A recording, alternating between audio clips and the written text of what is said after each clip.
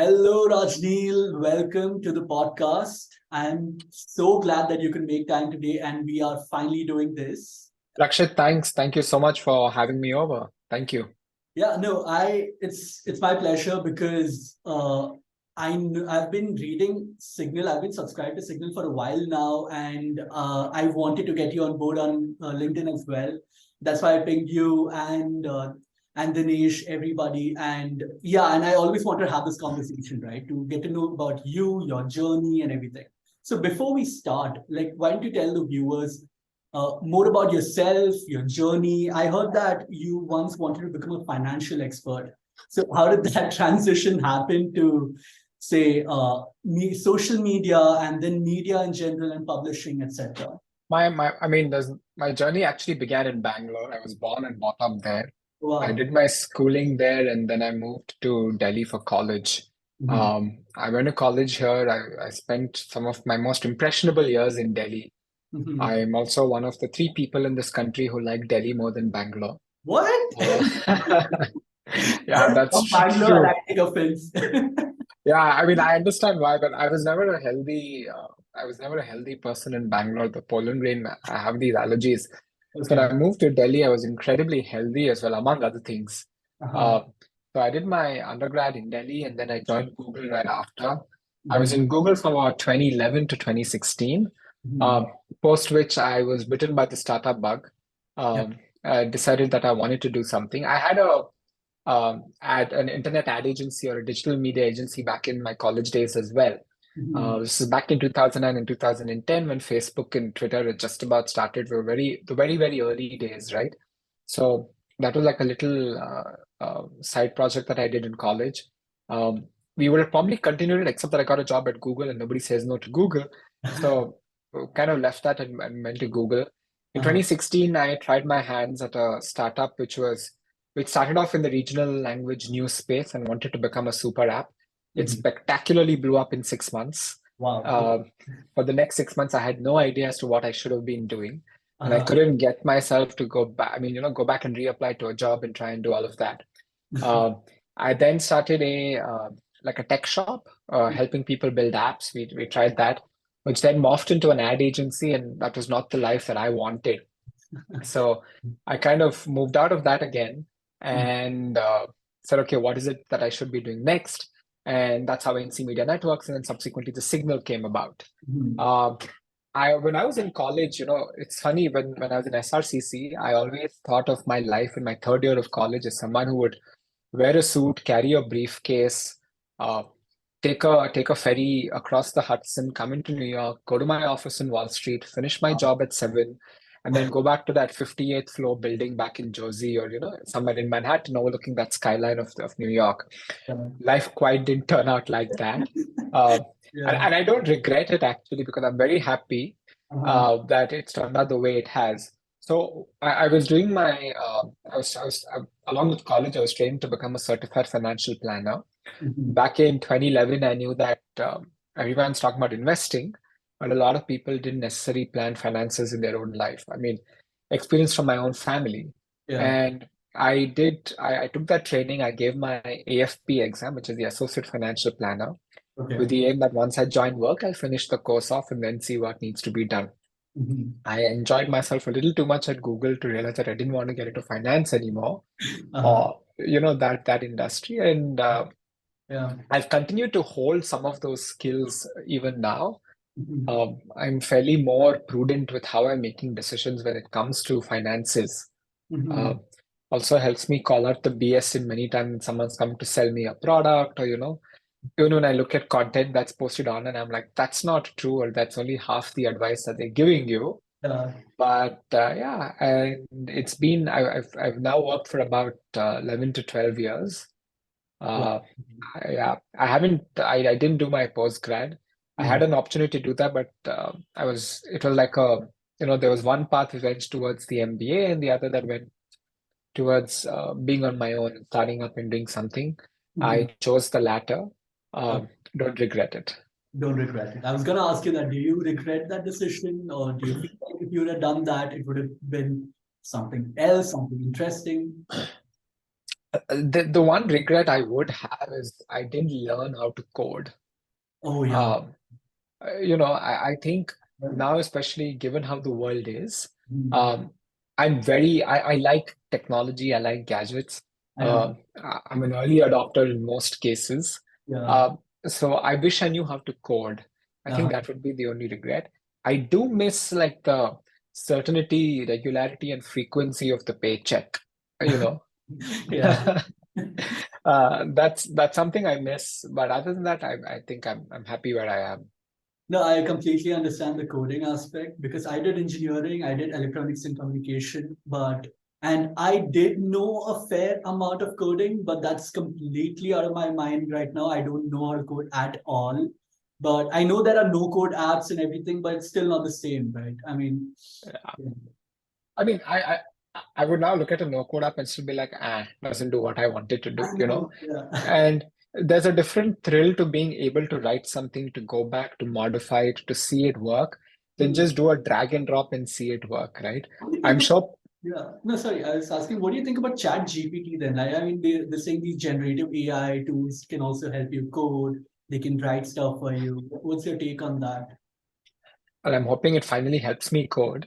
I mean, you know, uh, if I can just say, hey, ChatGPT, help me make an app which does A, B, C, D, and it automatically writes the code which automatically works. I Uh, think that's going to be phenomenal, right? Um, I think I did try ChatGPT. I did a test trial, and it's fascinating, I must say. I was yeah. very impressed with the results that came out. Uh, Almost said, wow, we can write the entire newsletter like this, but then realized that I mean, it still can't replace humans in the flair of writing beyond a point and the kind of insight and the analysis that we can give. Mhm. ChatGPT is still based and trained on data that's already there, Yeah. which means that it's not, I mean, I'm sure at some point it'll catch up, but it's Mhm. not forward-looking enough in terms of, I mean, if you're writing an article and I want to pinpoint or I want to match 10 data points to connect the dots for you, I doubt ChatGPT can do that yet. I haven't tried it fully, so I can be completely wrong on this, but yeah. No, what I've heard is I think it completely depends on the prompts also, right? Again, that also depends on how knowledgeable the person who's is. Depends on the kind of prompt that you give ChatGPT, the results that it outputs. It's crazy because I've seen a few people who use ChatGPT to even like edit their presentations and like by summarizing. And there's this tool on YouTube where they summarize a particular YouTube video by using the transcript and everything, right? So it Yeah. helps you in some cases, but again, like I don't think it can replace. Even I agree with that. Replace human. I definitely think it's going to revolutionize the content creation industry, especially written content. Yeah. You're now able to generate blogs on the fly, you're able to generate SEO articles on the fly. Yeah. So I think that's going to change. Mhm. But there's still going to be areas where you might still need a little bit of human intelligence to come to the fore. Yeah. So I mean, so you mentioned Google, right? And I know that you've had a very interesting journey in Google as well. Like you joined as an account strategist, and then you went into public policy and government affairs, etc. How did that transition even happen? Why do you even want to go towards that? Yeah. When I was growing up, we could never afford the latest technology. Mhm. Um, and that was always a fascination for me. So Mhm. when I started working in Google and I started having access to technology, my Mhm. life transformed and it transformed phenomenally, right? So still the early 2010s, so uh, we just about had 3G in the country. Mhm. We were still pockets of, I mean, we were majority a 2G country back then. But even with that slow 2G speed and then a slightly faster 3G speed, life really changed for me. And I realized that if it could change for me, it could change for a lot of people. Yeah. Um, right? But the challenge then was how do you bring technology to the hands of these people? How do you make technology more accessible? Mhm. I mean, and in many cases, the devices that we had to be connected to the internet Yeah. for that transformational effect to take place. So when I joined Google, I joined as an AdWords associate. I was approving ads. I started off there, moved to looking at policy enforcement from an ads perspective, moved to sales, and then finally to public policy and government affairs. Mhm. I think my objective of joining the PPGR team back then was to do exactly this, right? How do we unlock the potential of tech for the Yeah. people of this country, and how could me sitting at Google try and do this? Mhm. Um, Back then, we were about 200 million internet users. There was no internet geo. Yeah. Not only were we trying to solve for access, we were also trying to ensure that the content that was available online was not just in English, but in multiple regional languages as well. Yeah. So I remember working on this thing called the Indian Language Internet Alliance back when I was in Google. So Okay. trying to get language creators or language journalists to create more regional language content, Mhm. right? So I think that's really what inspired and motivated me. And one of the things about Google is back then you could do this 80% code job and 20% projects. So Mhm. a lot of the projects that I did would be with either the public relations team or the public policy team. So I started getting exposure to these teams. So when there was an opening, I took my luck and said, let me try, and it just happened. I got lucky. Yeah. Oh, wow. I mean, and I can see how that also helped you with your transition towards, say, like the publishing area, right? Like, I mean, news and publishing, and then again, news checker, signal, etc. I I think by the end of my tenure at Google, I Mhm. knew I wanted to be at the intersection of content marketing, tech, and policy. Yeah. It's very rarely would you find this combination unless you created that combination for yourself. Uh, and often I went away from that path thinking that maybe it's never going to happen, and yet in mysterious ways, I found myself back at that combination exactly.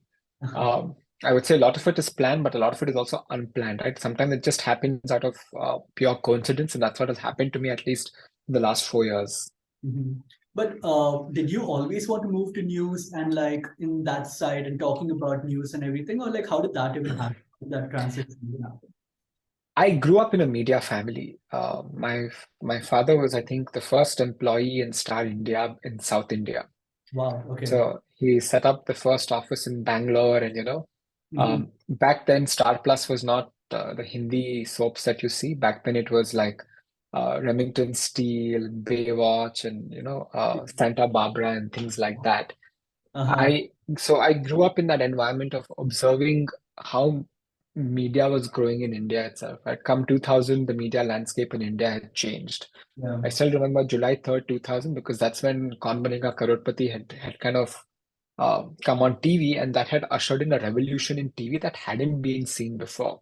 Yeah. Uh, that day also made a minister, but other than that, you know, it's just it was transformational over there. And then my father moved into the news industry. He moved to Delhi. He was in Bangalore before that as well.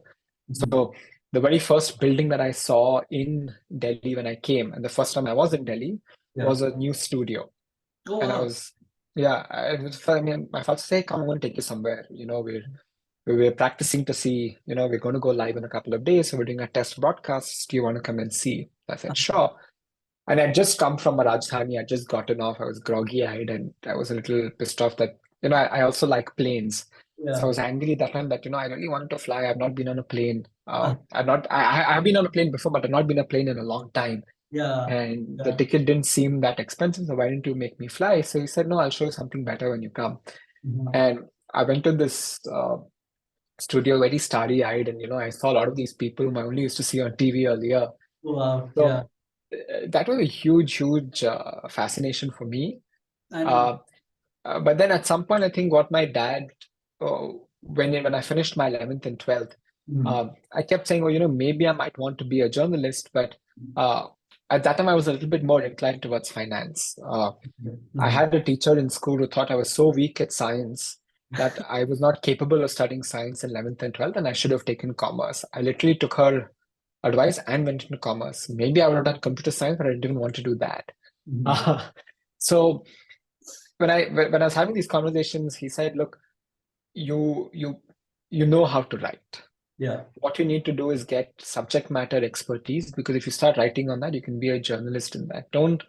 His view was, don't spend 3 years learning how to write. Okay. And Mhm. he ensured I didn't go to journalism school. And I could see where he came from. He also said the life that journalists have is not the life that you may want to have. Mhm. Uh, you know, you may you may you may want to be a part of an organization, but not doing that. Yeah. Um, so I then went into SRCC and studied there. I see Mhm. a lot of people from SRCC are journalists today and fantastic journalists at that. But Mhm. then he knew me well enough to know that I don't think I would have enjoyed being a journalist per se, Yeah. but at least write enough to keep myself happy.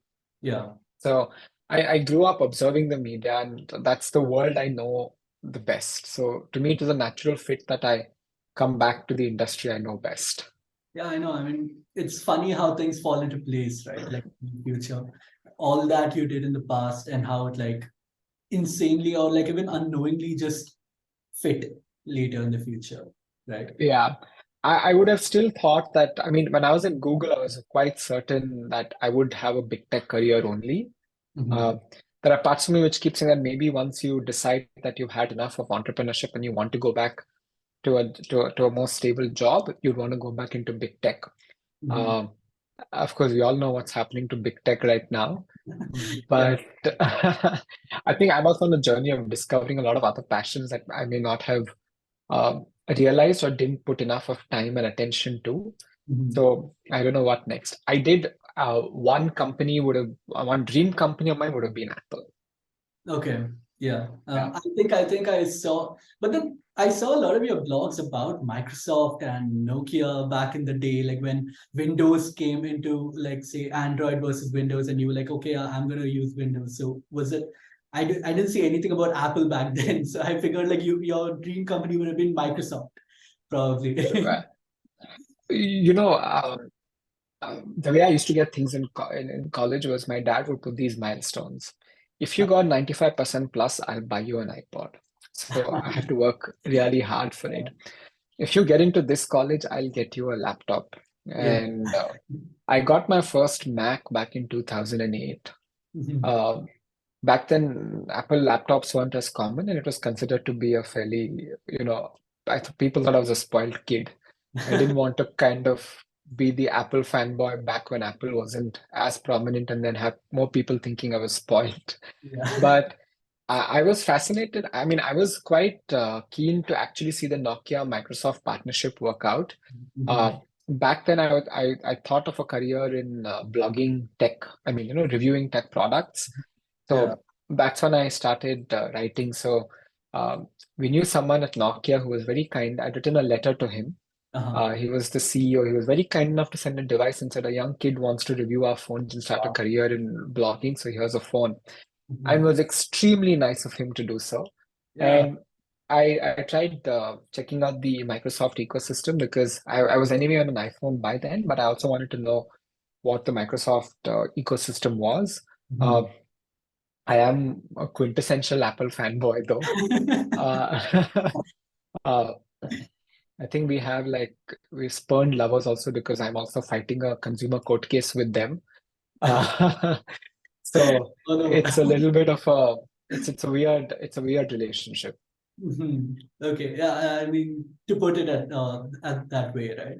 So, Yeah. okay, so you mentioned you're into multiple things right now, like say Kabuki. I don't know how to pronounce it. Correct me if I'm wrong. Kabuki Creative Studios, NC Media, which is a parent company of News Checker and Signal. So, why don't you explain like what are these companies and what are your goals via these companies? What are you trying to achieve? Yeah. So actually, NC Media Networks was started in 2019. Our Okay. aim was to educate, inform, entertain. When I started, it was meant to be a larger media company. You know, I wanted to do multiple things under it. Okay. I'd obviously come from the background that it's hard to run a media company. Media companies are not necessarily sustainable. Yeah. Uh, even now I have the guidance of my father, who's constantly helping out, helping me put things in perspective, understand. Mhm. Uh, we started News Checker in 2019 because we realized that there was as far as fact checking is concerned in languages, there Mhm. was a gap over there. In 2020, when the pandemic hit, Mhm. um, now the thing is, the other thing is, I don't participate in any of the editorial discussions of News Checker. There's a team that does it separately. I stay out of that, right? I've never run a newsroom. I don't know how to run a newsroom. Mhm. Also, of all the languages that we fact check in, I barely speak any, except now English and a little bit of Hindi. Uh-huh. But I didn't know any of the languages. So I knew that my role over there was only going to be able to build an organization, but not the operation per se, Mhm. right? So I focused on the operational aspects and the efficiency aspects, but we had special editors who were doing all of that. Yeah. At some point, I realized that. So another thing that happened was in 2013 or 14, when Mhm. I was at Google, I suddenly became addicted to options trading. Okay. And I Yeah. would do that quite massively. And maybe for 2 weeks I did it. And I Mhm. saw my ups and downs, but more ups. But I also realized that, oh, if I have to do this, I have to be glued to a screen 24/7. And Mhm. I'm not sure I want to do this. So that kind of pulled me back. But till then, I was consuming a lot of business news Mhm. to kind of gauge how the markets might be today, what my strategy should be for the day. Yeah. And then somehow I just stopped reading it because it felt very dense. It felt very heavy. There was a Mhm. lot of jargon which I didn't understand. And over the years, I just completely stopped reading any kind of business news. Mhm. So in 2020, again, when the pandemic had hit, um, and back then we were thinking of what more should we be doing. I thought of the signal as why don't we make a newsletter that makes business news, business and tech news, easy and fun to read, no jargon. Mhm. And the other thing is, I specifically wasn't quite interested in reading, like spending 10 minutes reading one story. Yeah. I don't have that much time, so I need to know the top 5 to 6 things why it matters and then take it from there. Got it. So we started the signal as an experiment, Mhm. just to see whether people like it, whether there's good pickup. And surprisingly, a lot of people liked it. Uh, Okay. there was a lot of pickup. But what I also realized is that it was not something that I could have managed to do on my own Mhm. or within the realm of NC Media. So we then spun it out, and that's when I had Venkat and Dinesh, for example, who came on board as co-founders Yeah. to be able to pick this up and actually take it forward, right? It was not something I could do, something we could do together. Yeah. So the signal then we spun it. I spun it out. We spun it out of News Checker. I mean, out of NC Media Networks, Yeah. and now it's in a separate entity on its own. Okay. And yeah, we've grown from there. Um, Around the same time, we were also looking at how do we. Uh, there was a lot of content needs that a lot of corporates had Okay. high quality content. So how do we, uh, also help corporates make content? Mhm. And that's when Kabuki was born. Okay. My focus now is exclusively on the signal. Okay. All right. So that's the whole story and all your goals with respect to each of these. Since you mentioned like you prioritize and like you prioritize on having a balanced life, right? And that's your Instagram this thing tagline as well. And you also mentioned like you're juggling between so many things. Before we even started recording, you mentioned you're juggling between too many things, and your say multitasking skill is at a test right now. How do you do that? Like how do you manage all of these things? Yeah, I think I'm trying to have a balanced life, right? When you try, you can either succeed or fail. I miserably fail. Um, it's not. I used to have a concept of some kind of balance when I was in Google. Uh-huh. The weekends used to be off. You could actually switch off from work for a while if you wanted to. Yeah. Uh, I was not that important that something would stop if I wasn't there. Mhm. So my initial concept of work-life balance came from Google. Okay. So when I moved into the world of entrepreneurship, it was a little bit of a jolt because I suddenly realized it doesn't exist. I know. Uh, as an entrepreneur, you're on call 24/7. Uh, there are times when, I mean, I sometimes feel like my calendar controls me more than I control my calendar, uh, in a way. And it's hard.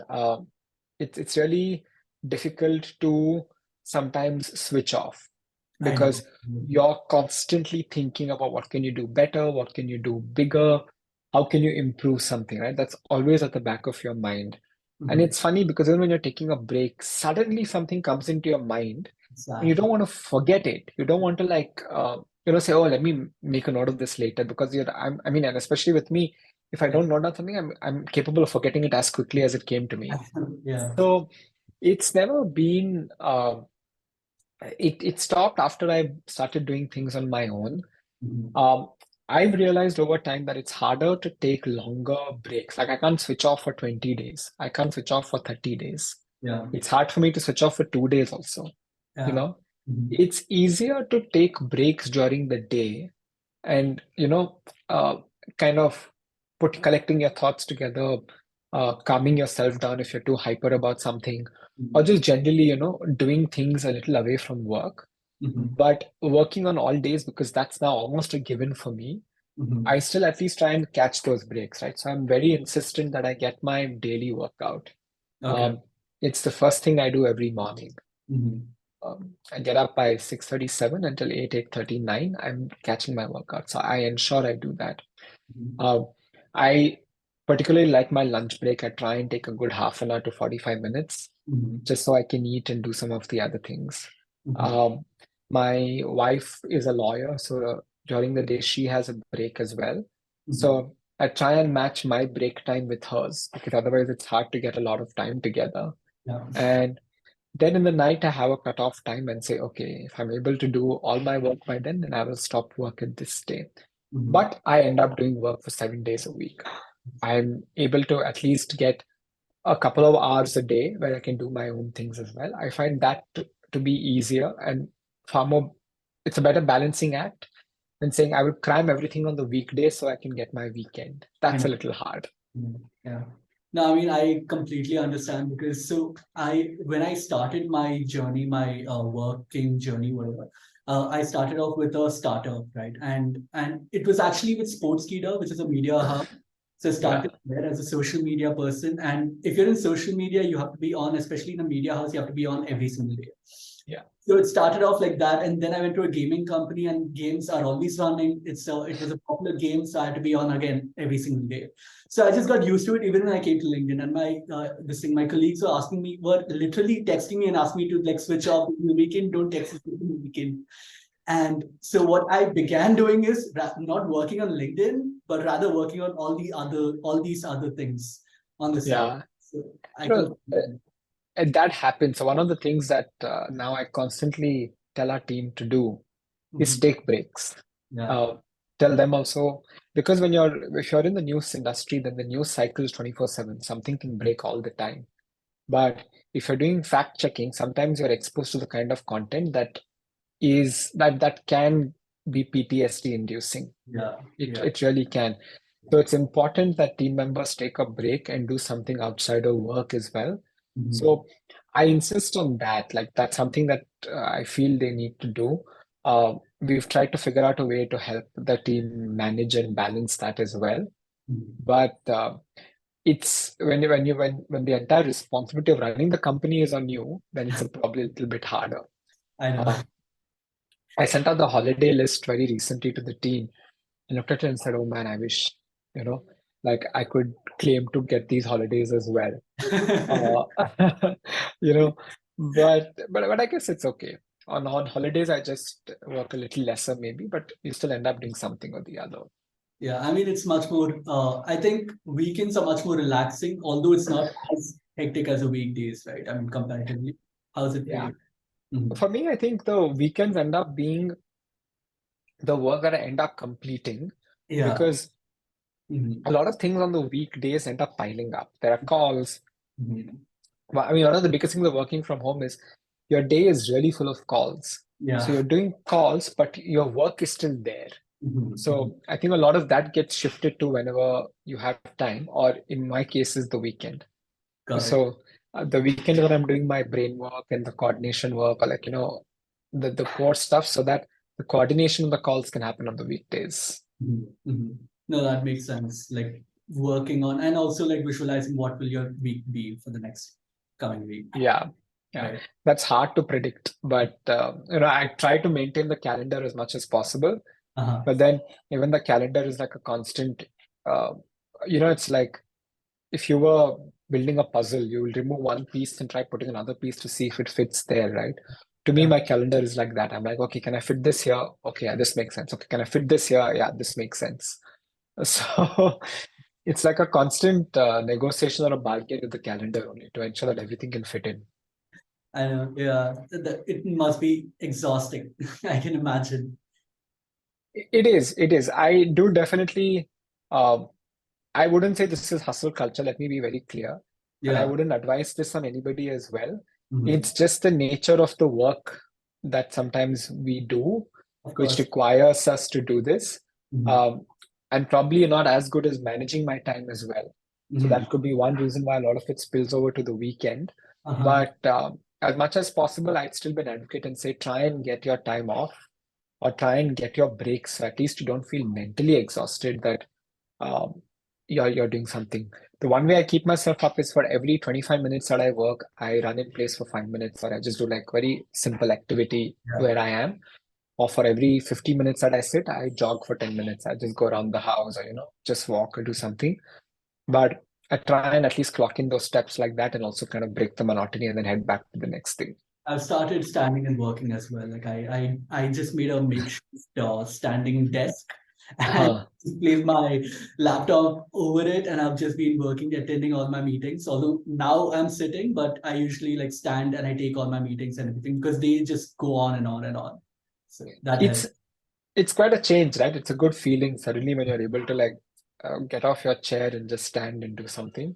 Yeah. I remember in Google, they used to have we used to have adjustable desks, but at the breakout zone, they had a treadmill right below it. Uh-huh. Back then, I never appreciated that. I was like, who the hell will walk on a treadmill and then work on the laptop at the same time? Like, come on, how can you not have that much time? But Yeah. now I see full value in it. Yeah, I know, I know. So okay, let's talk about like the things that you've been doing, right? So how is like you've worked on say a social media agency, like you've run that. So how is running a media company, like say the Signal, different from running any other startup, like say a news checker or your Kabuki studio or the other social media company that you ran earlier? How are they different? Yeah. Yeah. Um, I think firstly, when you're running a media company, which is, I mean, with the Signal, we're into newsletters and podcasts, right? Mhm. Um, we need to have a very well-oiled operation because we're publishing every day. Mhm. So it's having a well-oiled operation where you know things have to work like clockwork, Mhm. and you have to have attention to detail. You Mhm. cannot make like a spelling mistake, a punctuation error. Like we pride ourselves on high quality, so it's important that we have that eye for detail. That's one thing. The other thing is when if you're doing a newsletter which is covering things that is happening around the globe, you're constantly connected, you're constantly clued in, you're keeping track of what's going on everywhere because we're actually curating things, Mhm. putting it together, then the team decides whether something will go up on the newsletter or not. Mhm. So, you are hyper connected in that sense. Uh, you have to think about your product, you have to think about your content, Mhm. and you have to think about sustainability as well. Uh, Media, as we know, hasn't necessarily been the easiest of industries, Yeah. but we're trying to change that. At the same time, we know that what we are doing is kind of it's a category creation as well.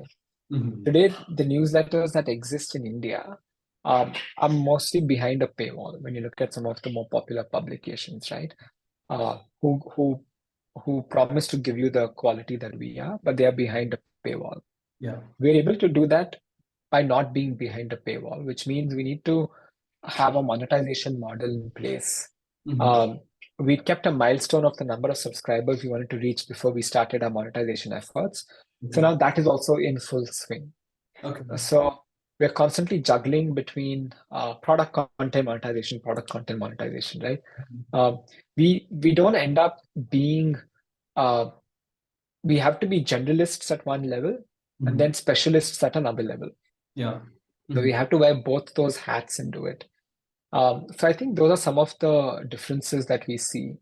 Um, a lot of people trust us, a lot of people depend on us. Mhm. We are a habit for a lot of people at 8 a.m. every morning.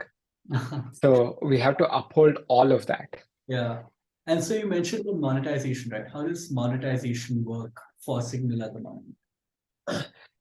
Currently, we're trying to drive sponsorships on the Signal. Mhm. That's what we've started with. We launched the Intersection some time back, which was the weekend edition of the Signal. And then we also have a new newsletter called The Playbook, Okay. which is on the business of gaming and sport. Uh, we've seen some good response from, or good, yeah, a lot of people initially actually reached out to us and said, we'd love to sponsor the work and support the work that you're doing. And we think that the audience you have might be relevant to the kind of product that we are intending to offer in the market. So that was a good match. Now we're also doing this more proactively. So we're reaching out to clients, letting them know about who we are, what we do. Yeah. Newsletter advertising is still very, very new in India. Yeah. So in a sense, we look at our role as not just trying to change mindset, but we're creating that mindset that newsletters is another domain where you can and should advertise, right?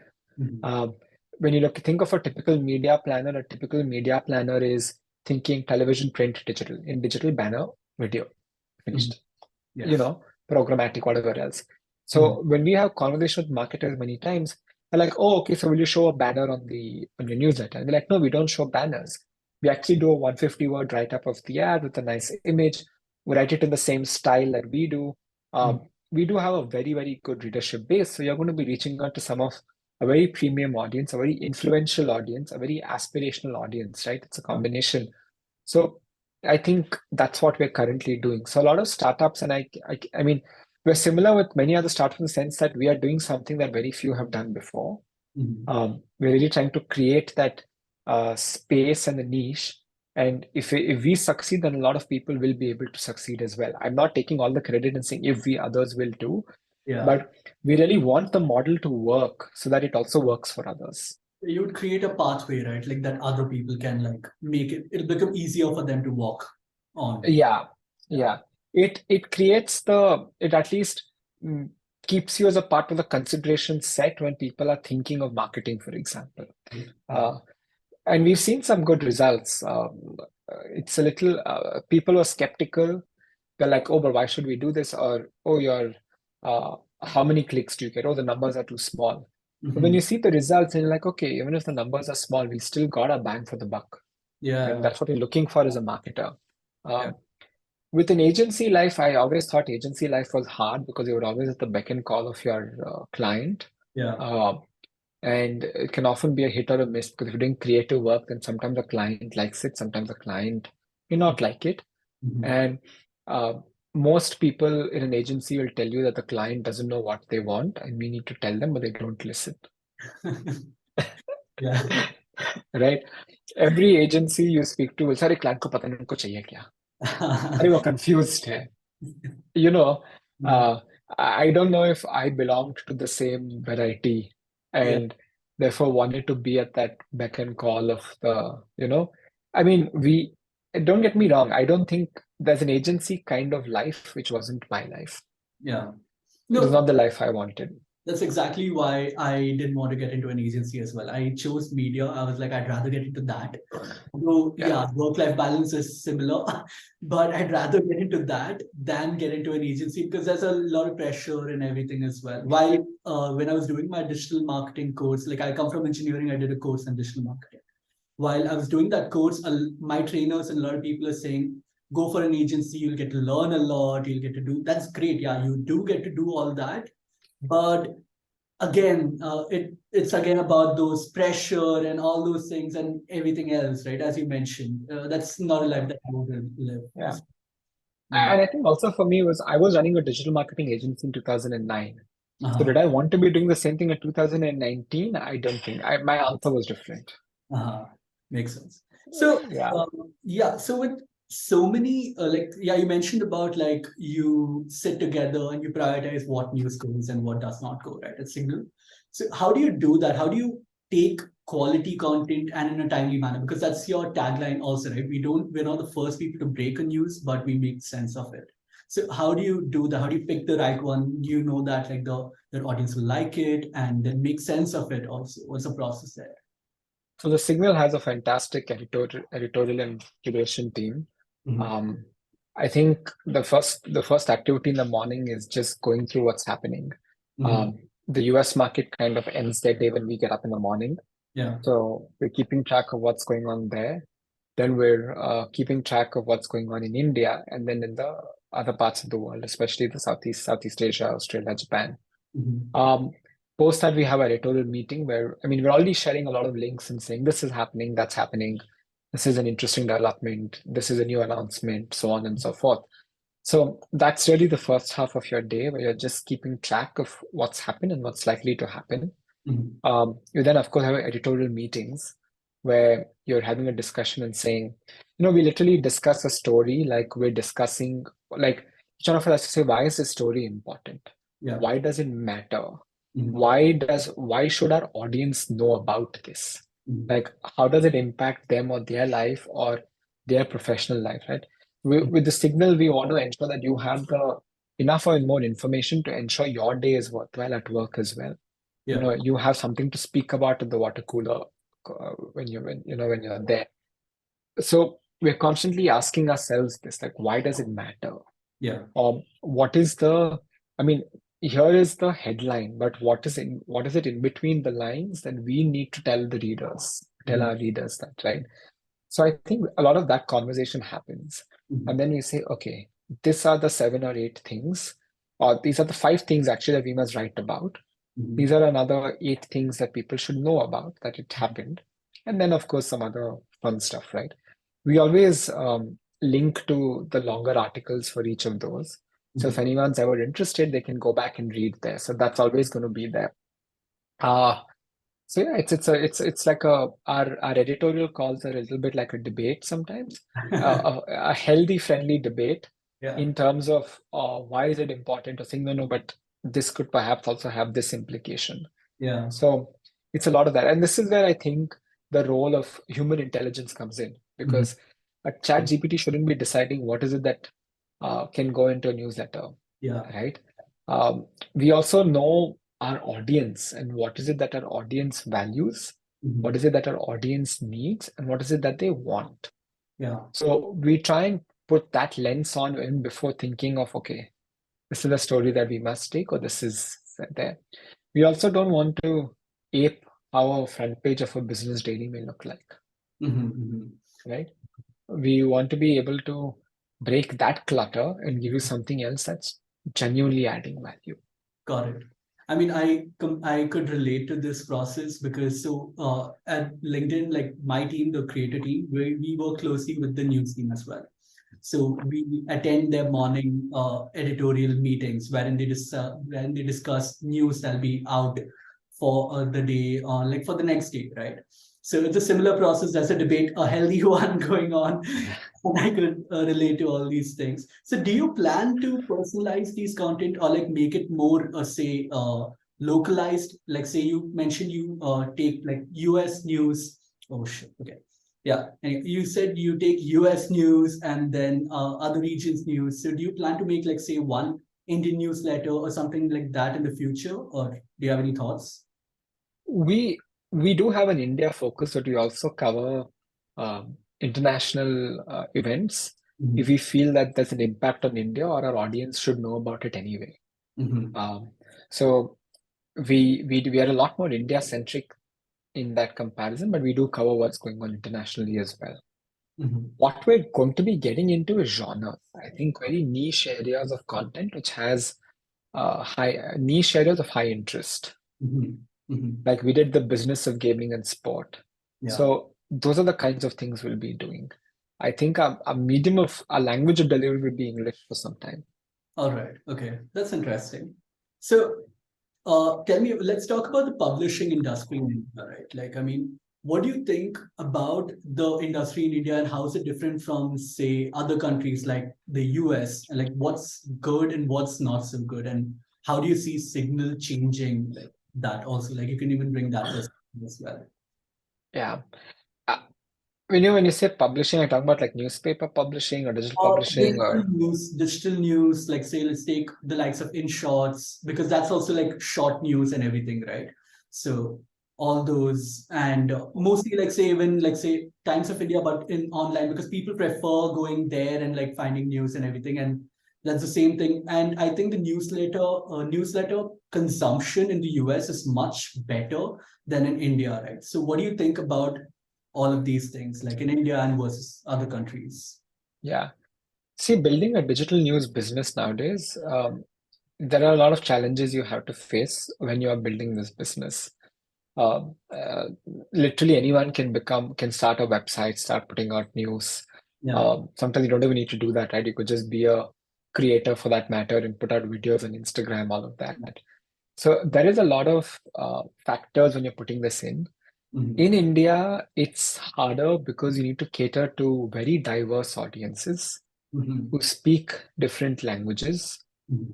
who are not necessarily on the same platform as you are, Yeah. who may be consuming different mediums, right?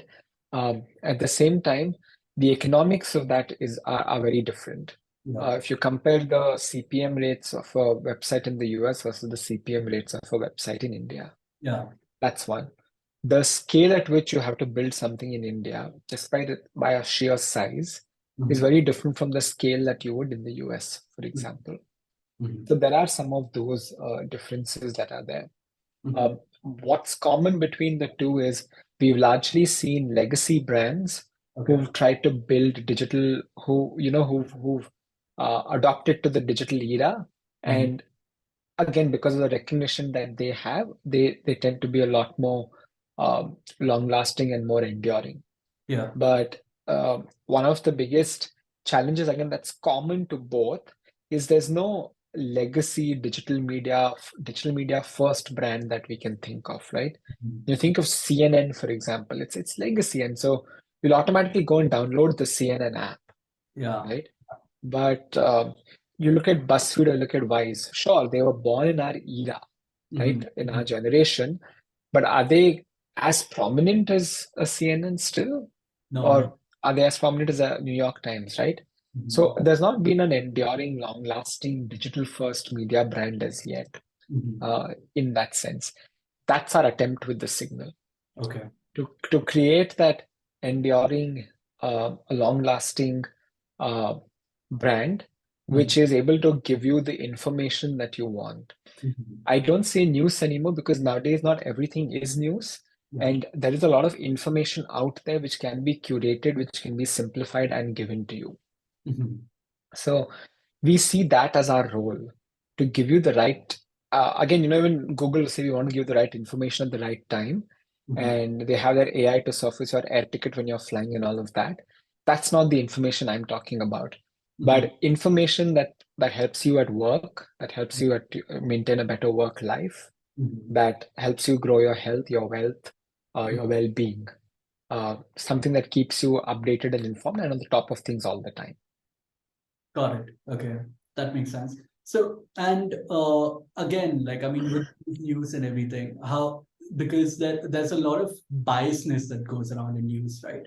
Like even like with news checkers, I'm sure it must be like I've also seen like a few tools that checks whether a news is biased towards in the US, if it's left or if it's right or if it's moderate or like how or how much of a bias is there in the particular news. How do you steer clear of this? Like, how do you remain unbiased? Can news properties, not just you, but can news properties in general remain biased or like unbiased? Excuse me. Yeah, Yeah. The signal doesn't cover politics at all. yeah. We stay clear of it. Mhm. Unless it's a policy decision that may have some business implication, Mhm. we don't cover politics. On the news checker side, again, I think we have a team that looks into editorial and they're constantly trying to figure out what are the false claims that are being made, how viral are they, what is the impact that they have. Mhm. And we often put this thing called, yeah, what is it called? God, I'm forgetting the term. We look at the public risk.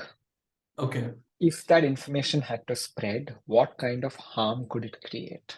makes sense. Yeah. And we put that lens to decide that, okay, this is the piece of misinformation we need to debunk. Mhm. Now, what the news checker team has done, Mhm. it's led by this person called Ruby Dhingra.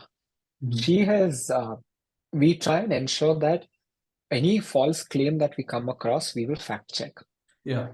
The question is prioritizing which one gets fact checked first and then which one gets fact checked next. Mhm.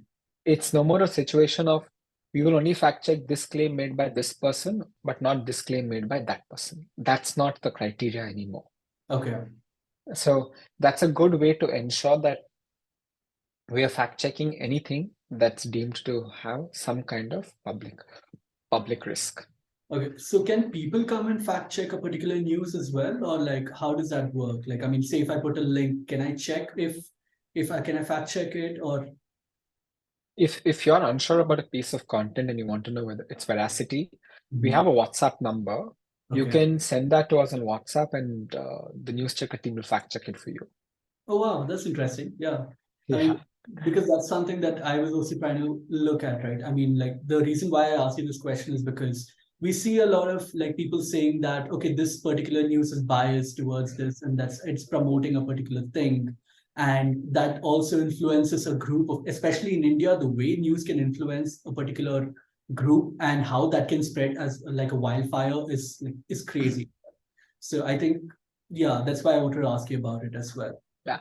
But remember, we can only check something which is a fact, not an opinion. Okay. Yeah. I have to kind of, mention that. Yeah. Um, it's someone's opinion, it's their opinion, right?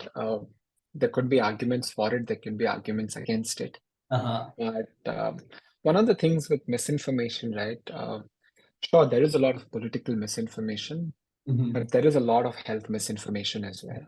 Yeah. There is a lot of messages and information going around which are trying to scam people Mhm. into sending money into some account Yeah. or transfer, trying to capture personally identifiable data, Yeah. phishing attempts. So a lot of these things exist as well.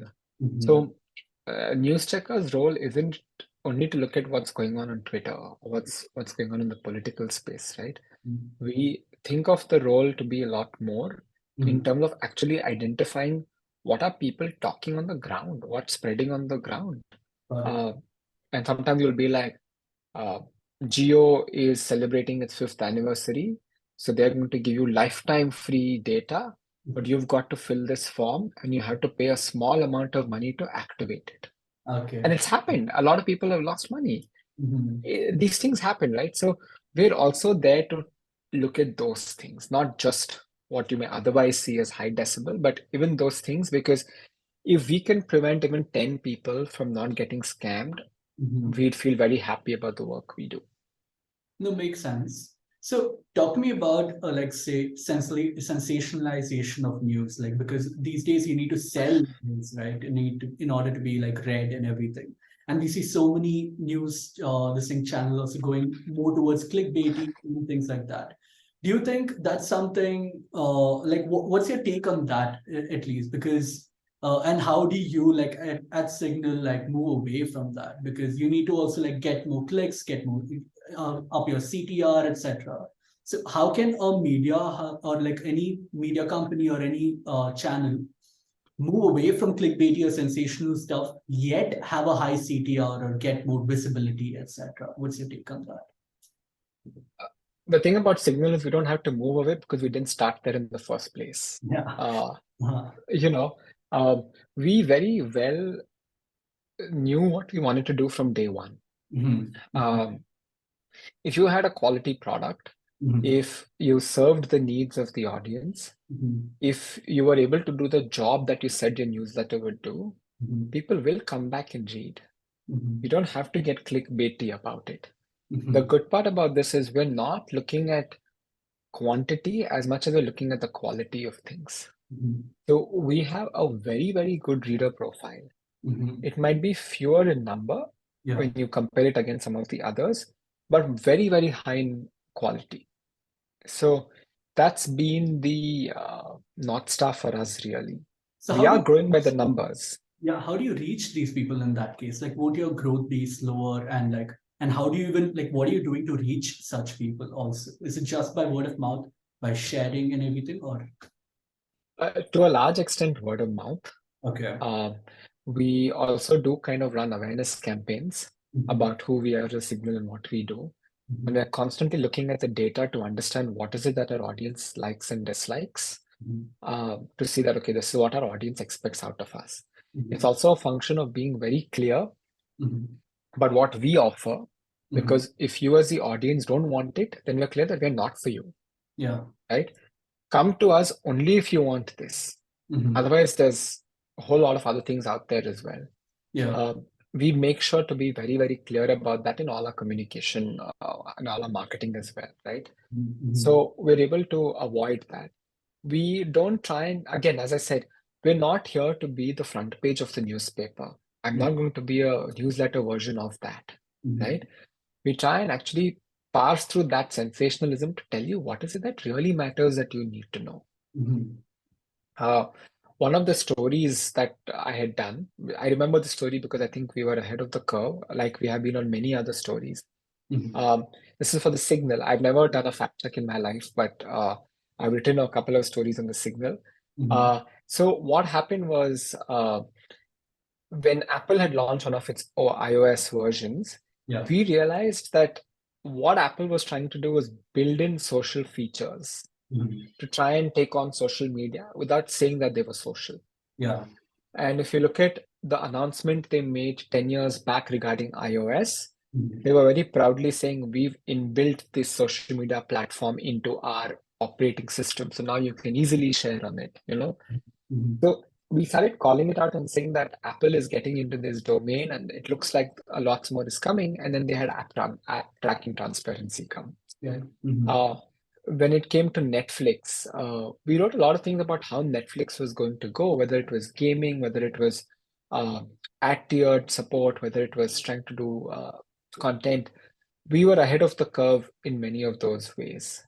Mhm. So I think again over there, it's easy to sure the Air India case is interesting for a lot of people, and everybody wants to know what's going on there. It's disgusting, Yeah. but our audience already knows about it from mainstream. We don't need to tell them that anymore. We need to now again cut the clutter, and this is something that Shikhar Gupta would love, but kind of take away all the noise and give you only the signal. Yeah.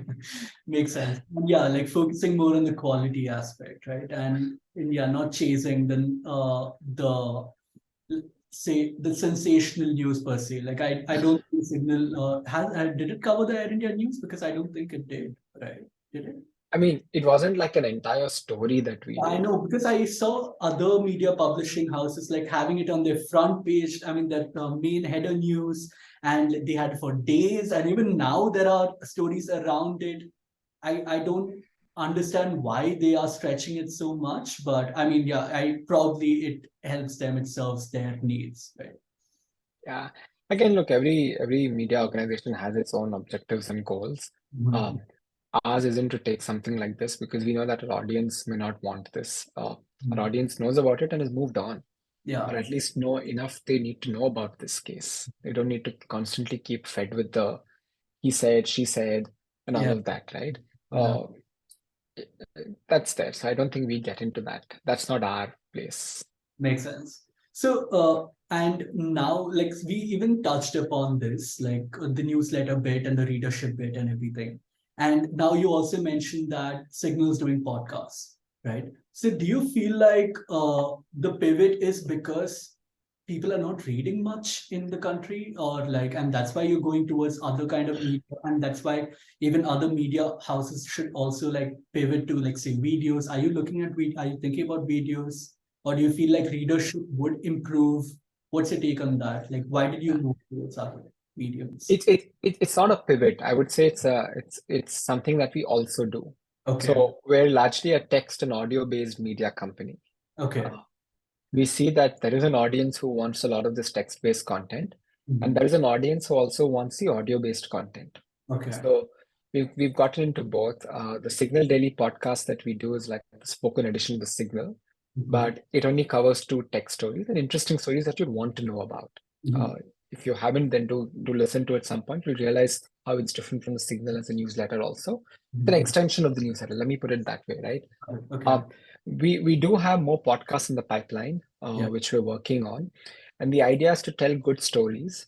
Some mhm, stories which may not necessarily have the same impact on the text format, but can have a better impact on the audio format. mhm, Uh, we haven't gone down the typical video route of uh, having a YouTube channel and only making content for that. yeah, I think we look at social video specifically, but it okay, has to fit our personality, our tone, mhm, and something that can genuinely again uh, be useful for the consumer or be useful for the viewer in this case, right? So we do have an idea as to how it's going to look, Mhm. and we still need to build video capabilities in-house. Uh, but in terms of audio or in terms of text, we're fully capable of doing that. Is Uh, that you also use social media as well? Because I see on Instagram you have those infographics and everything and news and everything. Or is it like, and is it just aiding to your newsletter? Are you using it to like send people to your newsletter? Like how are you using your other social media platforms? at this point, it's aiding the newsletter and the podcast both. Okay. Okay. Yeah, we've not. We are trying. We're experimenting because we're still finding out the right Mhm. balance between things. But you can, of course, look at social media as a separate content channel per se with specialized content. A Mhm. lot of there are businesses today which only make content for Instagram and YouTube and don't do text or don't do audio. Mhm. Um, the dynamics work differently everywhere. Mhm. So we're trying to do two things that we do best first before we move into something that we're relatively new to. So how do you think like companies adapt to the changing consumption needs, right? Like, I mean, at one point, at least 5 years ago, short videos were not as prevalent. And now there are so many short videos taken over, and we see companies also starting to make short videos and news in short, in crisp manner. And there are, and like that, like few years from now, there must be something else, right? So how do you adapt? Like what do you do to adapt, or are you planning to move towards that route? And how, what would you suggest like other companies or like even smaller media houses or anybody like adapt to such? See, there are larger trends and then there are smaller trends, but trends nonetheless, right? Mhm. As an organization, you need to decide what is it that you're capable of doing and what you want to cater to. Mhm. Mhm. Uh, we know today there is a market for newsletters, Yeah. right? We know the size of that market. You Mhm. can compare it to the size of another market and say it may not be as big, Mhm. sure, Yeah. but it's far more valuable. Mhm. I mean, that's how you've got to kind of understand some of these things. So when one thing is we have to adapt to the changing times, right? You adapt or you don't survive. It's Yeah. it's as good as that. But even when you're doing that, it's important to find a niche where you can manage to survive. Mhm. So you adapt and find that niche to be able to survive, right? Yeah. That's what we are doing, right? We're finding our niche areas where we know that we'll do well and where Mhm. we know we can do it better than the others, and then we're going in those directions. We're Got not it. opening up fronts where we know we can't defend ourselves. Okay. Mhm. What do Yeah. you mean? Like, so when you mention niche in the sense, like, is it based on content, like the playbook and everything? Or do you mean like, what do you exactly mean? Yeah, it could be content areas. Mhm. It could be content types. Mhm. For example, there is one newsletter. It's actually not a newsletter, but a Google Doc. Okay.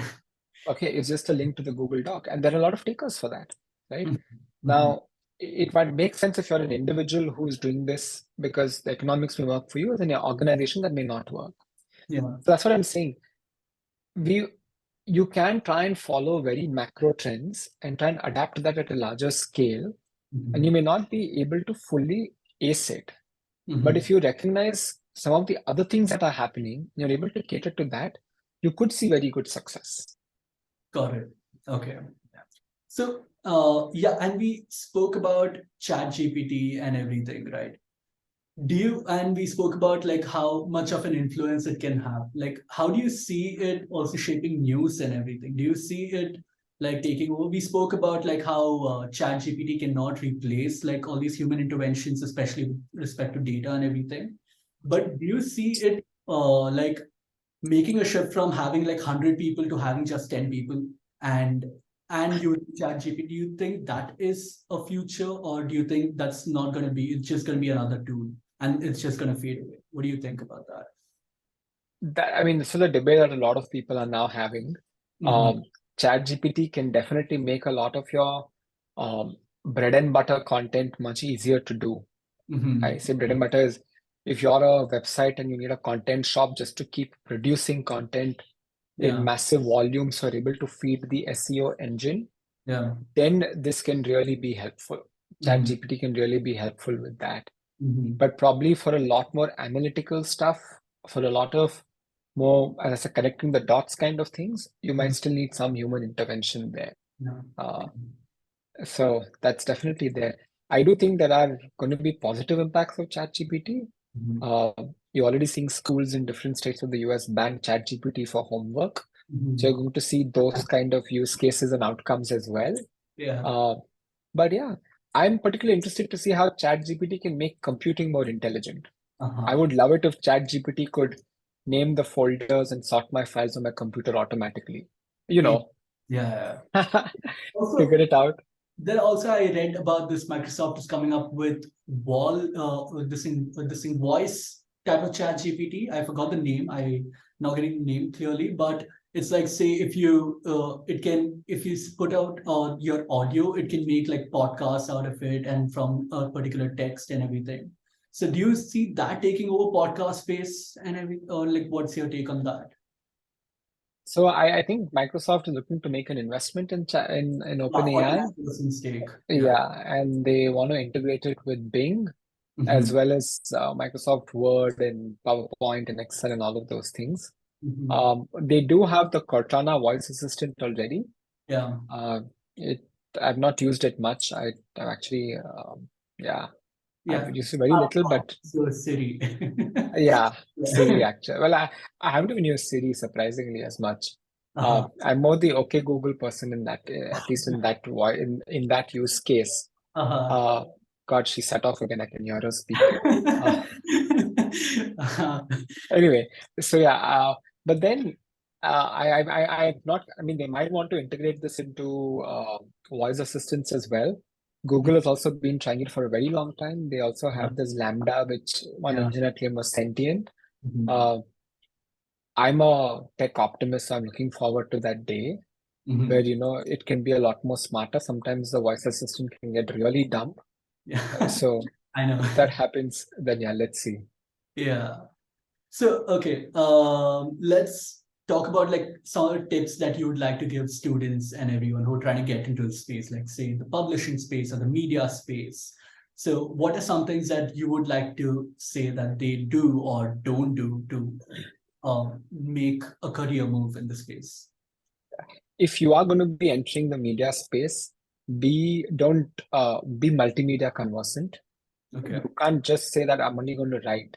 You now need to know how to shoot, you need to know how to record, you need to know how to edit, you need Mhm. to know how to do basic graphics, you need to know how to do basic animations. Uh, be conversant with the platforms that are there today because that's going to be your distribution mechanism, right? Mhm. This is the biggest thing that we say is you have to be multimedia ready today. And if you know how to code, even better because then you can Yeah. analyze data as well. Mhm. Perfect. So yeah, Yeah, no, and I'm sure you keep learning, and you mentioned about the amount of news that you have to consume in order to even uh, make an impact in the space and also produce like good quality content, right? So, what are some of the sources that you rely on, like to consume content and to get news and learn, and books also, maybe, like, and what are some things that you would like to share with the viewers as well? one unfortunate part about moving to Delhi was I lost my habit of reading a book. Okay. I don't know what it is, but I mean, it takes me a long time to finish books. I'm trying very hard, Uh-huh. but we're in the newsletter space. I subscribe to a lot of newsletters. Uh-huh. No guesses there. Mhm. Um, the ones that I do subscribe to, I like the Bloomberg Technology newsletter that comes every day. Mhm. Uh, there's one that Lucas Shaw does on entertainment that comes every week. Mhm. Uh, there's a publication called The Information. Their Okay. newsletters are really useful. I religiously read that. Mhm. There's something called Publish Press Mhm. by Colin and Samir on the creator economy. I get that as well. Um, I go through Axios, the app. I don't necessarily get it in my inbox, but I see a lot of newsletters from there. And yeah, those are some of the sources that I end up having. I've configured a lot of my Flipboard and stuff to give me news on Android or iOS or things like that. And Mhm. that's about it. I'm trying to cut down on the amount of information I consume. Uh, Okay. the relief of missing out can be something else. Uh, and just consume things I want to and need to. That's about it. I understand the feeling. Like I uninstalled Instagram early this year. No, sorry, last year, last week of this thing last year. And oh my God, such a relief. And I have I have this app called Feedly, which is an aggregator. So I Yeah. use that to like consume whatever news I need, and I don't rely on anything else. Yeah. Yeah, And that makes sense, and that's a good tool as well. Yeah, yeah. yeah. So finally, what's a major learning that you've had as an entrepreneur? Major learning as an entrepreneur, Yeah, it's that you had. important. Yeah, I think it doesn't matter what happens. You Hmm. get up the next day and do what you have to. Wow. Okay. Yeah, Lovely. yeah, that's been my major learning. I mean, it's basically resilience, but that's pretty much it. You have to do what you got to do. Yeah. Right. Yeah, you have to do what you have to. Yeah. Amazing. Okay. Now, before we end our podcast, we usually have this game that we play with all our guests. It's called Okay, Rapid, wherein I shuffle a few cards, and whatever question comes up, you answer in 12 seconds or less. All right. okay. Yeah. So, okay, let's go. First question is, what's something interesting that you recently learned? I was learning about the history of the Boeing 747 Okay. and about how it was actually Pan Am who went and said they wanted a plane that's twice the size of a 707. I Mhm. like planes, as I mentioned, so that was Yeah. an interesting thing that I learned about. Awesome. And where do you learn all these things? Like, I mean, on YouTube or? Some good YouTube channels, yes. Awesome. Okay. What's one of your personal quirks? Oh, I can't have a scratch or a dent on my phone. Okay. All right. Then, okay. What's your favorite small business to support? Uh, Local bakeries. Okay. Okay. Like what kind? I mean, anything in particular that you look for? I have a sweet tooth, so like the pastry shops, I think they deserve to be there. Awesome. So, who's someone you're grateful for this week? I'm always grateful to my wife that she chose to marry me, but yeah, Okay. Last question. What's one thing you must have in your fridge at all times? chocolate. Yeah, sweet tooth explains that. Yeah. Yeah, chocolate. Amazing, Rajneil. It was a pleasure having you. I learned a lot, and I'm glad that we could deep dive into so many things. So, do you have any closing thoughts? And also mention where people can find you if they want to reach out to you. Firstly, Lakshit, thanks for having me over. It was wonderful speaking to you. Trust me, I learn a lot more from you than you learn from me. We've obviously been interacting quite a while. You can subscribe to the Signal at www.thesignal.co. Otherwise, I'm personally available on LinkedIn and Twitter. Amazing. Yeah. And if you want to find us, you can find us on Brew Your Market on all our social media platforms, Instagram, YouTube, Twitter, LinkedIn. And you can reach out to me on LinkedIn at Rakshit Ramanathan. We'll see you in the next podcast. Bye-bye.